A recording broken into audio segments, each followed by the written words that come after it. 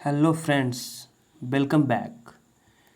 तो चलिए आज हम अपने मॉडर्न हिस्ट्री के 8वें वीडियो यानी कि आधुनिक भारत में शिक्षा का विकास के क्वेश्चन को लगाएंगे। जैसा कि आपको पता होगा, क्राउन पब्लिकेशन के ऑब्जेक्टिव क्वेश्चन को यहाँ एनालिसिस किया जाता है और डेली बेसिस पे आपको हर एक चैप्टर का आपको वीडियो सुबह सुबह मिल जाता है 8:30 में। तो चलिए बिना समय गवाए हम अपने इस सीरीज को शुरू करते हैं। तो आज का हमारा टॉपिक है आधुनिक भारत में शिक्षा का विकास। आज कुल आपको 26 प्रश्न मिलेंगे और आउट ऑफ 26 आपके कितने मार्क्स आते हैं ये आपको आखिरी में बताना है। और साथ ही जो लोग वीडियो को लाइव देख रहे हैं वो लाइव चैट में कमेंट करके ऑप्शन को बताते चलेंगे कि आखिर फर्स्ट का कौन सा ऑप्शन हुआ, सेकंड का कौन सा ऑप्शन हुआ। तो बिना समय गवाए अपने वीडियो को शुरू करते हैं। हमारा पहला प्रश्न है, देखिए हमारा पहला प्रश्न आज है उत्तराखंड पीसीएस का क्वेश्चन है। तो देखते हैं अपने फर्स्ट प्रश्न को। स्वतंत्रता पूर्व अवधि में ब्रिटिश सरकार द्वारा भारत में आधुनिक शिक्षा के प्रसार का मुख्य उद्देश्य था। आखिर कौन से उद्देश्य थे ब्रिटिश सरकार के द्वारा आधुनिक शिक्षा के लिए? तो चलिए देखते हैं। छोटे प्रशासनिक पदों पर नियुक्ति हेतु शिक्षित भारतीयों की आवश्यकता। अगला है भारतीय संस्कृति को प्रोत्साहित करना, भारतीय लोगों को आधुनिक बनाना जिससे वे राजनैतिक जिम्मेदारी में भाग ले सके। उपरोक्त में से कोई नहीं। देखिए यहाँ पे लॉजिक वाला क्वेश्चन है बिल्कुल। यदि बात ब्रिटिश सरकार की जाए तो क्या उसका मोटो हो सकता है कि जो भारतीय लोग हैं वो आधुनिक बने और उसका राजनीतिक चीज़ों में जिम्मेदारी आए? तो नहीं। चलिए भारतीय संस्कृति को प्रोत्साहित करना ये भी नहीं होगा क्योंकि ब्रिटिश ऐसा बिल्कुल नहीं चाहेंगे। लेकिन उन्हें छोटे प्रशासनिक पदों पर नियुक्ति के लिए क्या होता था, भारतीयों की ज़रूरत होती थी। इस वजह से है जो आधुनिक शिक्षा का प्रसार किया गया। तो ऑप्शन ए आपका यहाँ पे करेक्ट हो जाएगा। चलिए बढ़ते हैं अपने सेकंड क्वेश्चन की ओर, जो है लॉर्ड मैकाले संबंधित हैं। बताइए लॉर्ड मैकाले किस चीज़ से संबंधित है? मैं वेट करता हूँ कुछ सेकंड, चंद सेकंड, जिससे आप कमेंट बॉक्स में कमेंट कीजिए या फिर लाइव चैट में कमेंट कीजिए कि आपका आंसर क्या है। तो बिल्कुल आप बता सकते हैं जो लॉर्ड मैकाले थे वो अंग्रेजी शिक्षा से संबंधित थे। तो आपका ऑप्शन सी हो जाएगा। चलिए अगला प्रश्न है भारत में प्रथम 3 विश्वविद्यालय की स्थापना यानी कि कलकत्ता, मद्रास और बम्बई जो प्रेसिडेंसी थे उसमें स्थापना की गई, वो किस वर्ष की गई? तो जो आपका इसका आंसर हो जाएगा वो बिल्कुल 1857 हो जाएगा। तो आप प्रेसिडेंसी से याद रखोगे तो बिल्कुल आपको याद हो जाएगा कलकत्ता, मद्रास और बम्बई। तो चलिए देखते हैं अपने अगले प्रश्न को, जो है ब्रिटिश सरकार के किस अधिनियम ने सबसे पहली बार भारत में शिक्षा के लिए 1 लाख रुपए दिए थे? तो देखिए पहली बार 1 लाख रुपए दिए गए थे आपको शिक्षा के क्षेत्र में। जिस प्रकार से हमारे यहाँ बजट होता है तो उसी तरह से 1 लाख रुपए पास किए गए थे शिक्षा के क्षेत्र में। वो कौन से एक्ट के तहत आया था यानी कि किस अधिनियम के तहत आया था? तो जो वो आया था वो था चार्टर अधिनियम 1813 के तहत। लेकिन वो 1813 में लागू नहीं हो पाया था, यानी कि बोला तो गया था 1813 में कि है जो 1 लाख रुपया दिया जाएगा, लेकिन कुछ दिनों बाद है जो ये चीज़ इम्प्लीमेंट हो पाया। चलिए अगला प्रश्न है भारत में अंग्रेज़ों ने प्रथम मदरसा कहाँ स्थापित की? देखिए बात यहाँ पे मदरसा की हो रही है और ये है जो आपका यूपी पीसीएस 2006 का क्वेश्चन है। तो बिल्कुल आप बताइए इसका आंसर। तो आज इसका आंसर आप देखिए कलकत्ता में है जो मदरसा का स्थापना हुआ था, जो कि अंग्रेज़ों के द्वारा प्रथम मदरसा था। चलिए अगला प्रश्न है भारत के औपनिवेशिक काम में अधोमुखी निस्यंदन सिद्धांत किस क्षेत्र से संबंधित है? अधोमुखी निस्यंदन सिद्धांत जो है वो आपका हो जाएगा शिक्षा के क्षेत्र से संबंधित है। तो बढ़ते हैं अपने अगले प्रश्न की ओर, जो है निम्नलिखित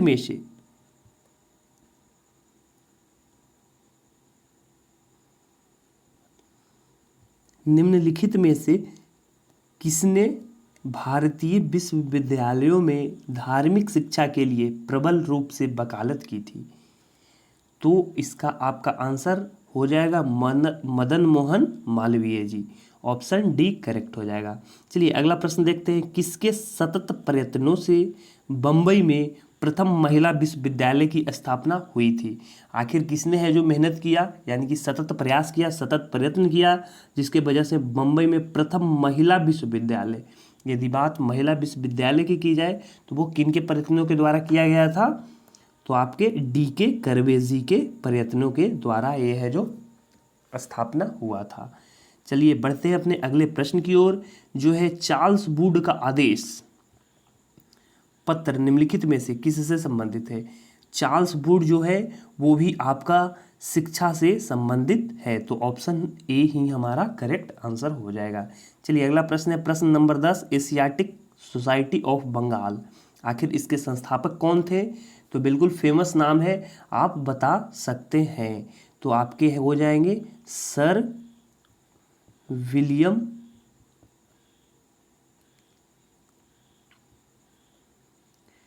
जोन्स। चलिए तो हम लोग देख लेते हैं अपने ऑप्शन को। जो हमारा ऑप्शन है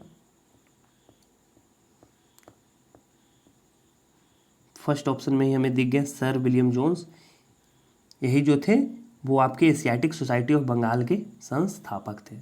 चलिए अगला प्रश्न है, भारत की शैक्षणिक नीति में फिल्टरेशन थ्योरी के प्रतिपादक थे? तो जो आपका फिल्टरेशन थ्योरी है, पहले उसके प्रतिपादक का नाम जानते हैं, इसके बारे में भी चर्चा थोड़ा बहुत कर लिया जाएगा। चलिए मैकाले जो थे वो फिल्टरेशन थ्योरी के प्रतिपादक थे। तो आखिर जो आपका फिल्टरेशन थ्योरी जो है वो आखिर होता क्या है? जो मैकाले थे वो बोलते थे कि जो हमारे क्षेत्र के उच्च वर्ग के लोग हैं, उन्हीं उच्च वर्ग के लोगों को शिक्षा प्रदान किया जाए और बाकी उन्हीं उच्च वर्ग के लोगों से निम्न वर्ग के लोगों में शिक्षा ट्रांसफ़र होगी, और इसी चीज़ को बोला जाता था फिल्टरेशन थ्योरी। यानी कि एक से छनकर दूसरे में जाएगा, दूसरे से छन के तीसरे में जाएगा और तीसरे से छन के चौथे में जाएगा। इसी प्रकार शिक्षा का आगे मतलब लोगों में बंटते जाएगा, इसी को फिल्टरेशन थ्योरी बोलते थे। इसके प्रतिपादक कौन थे? तो आपके मैकाले थे। चलिए अगला प्रश्न है, डेक्कन एजुकेशनल सोसाइटी की स्थापना से कौन संबंधित था? तो बिल्कुल आप बताइए इसका आंसर। बीजी तिलक साहब जो थे, बाल गंगाधर तिलक साहब, वही है जो डेक्कन एजुकेशनल सोसाइटी की स्थापना से संबंधित है यहाँ पे। चलिए अगला है, हंटर कमीशन की रिपोर्ट में विकास पर जोर दिया गया है।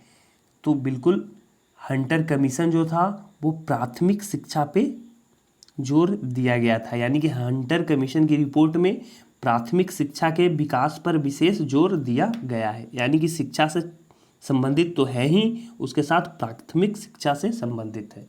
चलिए अगला प्रश्न है आपका प्रश्न नंबर 14, वाराणसी में प्रथम संस्कृत महाविद्यालय की स्थापना किसने की थी? यदि बात संस्कृत महाविद्यालय की हो तो बिल्कुल आप यहाँ पे नाम टिक करने वाले हैं सोनाथन डंकन के, यानी ऑप्शन ए हमारा यहाँ पे करेक्ट हो जाएगा। देखिए उत्तराखंड पीसीएस का भी यहाँ पे कुछ क्वेश्चन है आपका, तो बहुत सारे पीसीएस का क्वेश्चन यहाँ पे डेली बेसिस पे आप कर रहे हैं। चलिए अगला प्रश्न है, भारत में आधुनिक शिक्षा प्रणाली की नींव किससे पड़ी? तो बताइए आधुनिक शिक्षा प्रणाली जो आई है वो किस अधिनियम के तहत आई है, या फिर किस आयोग के तहत आई है, या फिर किस डिस्पैच के तरफ से आई है? तो बिल्कुल आपको यहाँ पे बताना है आधुनिक शिक्षा प्रणाली के बारे में। तो मैं आप लोगों को बता दूं कि जो 1835 के मैकाले के संस्मरण पत्र थे, उन्हीं के द्वारा है जो आधुनिक शिक्षा प्रणाली की नींव रखी गई है। देखिए कुछ देर पहले क्वेश्चन रिपीट किया था कि आधुनिक शिक्षा से रिलेटेड इनमें से कौन सा ऑप्शन है? तो बिल्कुल उस समय आप बताए थे मैकाले, तो वही जो 1835 के मैकाले संस्मरण पत्र था, उसी से आधुनिक शिक्षा प्रणाली की नींव रखी गई थी। चलिए अगला प्रश्न देखते हैं। बनारस हिंदू विश्वविद्यालय का शिलान्यास निम्न में से किसने किया था? तो बिल्कुल आप यहाँ पे बता सकते हो मदन मोहन मालवीय जी के द्वारा। बनारस हिंदू यूनिवर्सिटी जो BHU के नाम से फेमस है आजकल। चलिए अगला प्रश्न है, नेशनल काउंसिल ऑफ एजुकेशन की स्थापना कब हुई? देखिए आपका BPSC का क्वेश्चन है, 2011 का क्वेश्चन है। तो बताइए आप कि नेशनल काउंसिल ऑफ एजुकेशन की आखिर स्थापना कब हुई थी? तो इसका आंसर हो जाएगा 15 अगस्त 1906 को इसकी स्थापना हुई थी। देखते हैं अपने अगले प्रश्न को। निम्नलिखित में से किसे पेरिस की रॉयल एशियाटिक सोसाइटी की सदस्यता प्रदान की गई थी? बात यदि रॉयल एशियाटिक सोसाइटी की जाए तो बिल्कुल हम लोग है जो यहाँ पे माइकल मधुसूदन दत्त को टिक करेंगे। चलिए अगला प्रश्न है, निम्नलिखित कॉलेज में सर्वप्रथम किसकी स्थापना हुई थी? जो निम्नलिखित कॉलेज है आपका ऑप्शन ए में Hindu college, Delhi college, Mayo college और फिर मुस्लिम एंग्लो ओरिएंटल कॉलेज। तो इन चारों में से आखिर किसकी स्थापना सर्वप्रथम हुई थी? तो जैसा कि आप लोग को पता होगा या फिर नहीं तो मैं आप लोगों को बता दूं, हिंदू कॉलेज कलकत्ता, यानी कि हिंदू कॉलेज जो कलकत्ता में है उसकी स्थापना सर्वप्रथम की गई थी इन सभी चारों ऑप्शन में से। चलिए देखते हैं अपने अगले प्रश्न को, जो है निम्नलिखित में से किसे सर्वप्रथम केंद्रीय विश्वविद्यालय घोषित किया गया? केंद्रीय विश्वविद्यालय आखिर कौन से कॉलेज को सर्वप्रथम घोषित किया गया था? तो बिल्कुल आप बता सकते हैं यहाँ पे कि जो हमारा BHU है यानी कि बनारस हिंदू यूनिवर्सिटी, उसे ही सर्वप्रथम केंद्रीय विश्वविद्यालय घोषित किया गया था। तो ऑप्शन सी हमारा करेक्ट हो जाएगा। चलिए अगला प्रश्न है, सैडलर आयोग जो है किस चीज़ से संबंधित है? तो जो सैडलर आयोग है वो भी आपके शिक्षा से संबंधित है। तो बिल्कुल ध्यान रखिएगा कि यदि आपको बात की जाए सैडलर आयोग की तो बिल्कुल आप बताओ कि शिक्षा से संबंधित है हमारा ये सैडलर आयोग। देखते हैं अपने अगले प्रश्न को, 2-4 प्रश्न और बचे हुए हैं, उन्हें हम लोग धैर्यपूर्वक देखते हैं। निम्नलिखित अंग्रेजों में से कौन था जिसने सर्वप्रथम भगवत गीता का अंग्रेजी में अनुवाद किया था?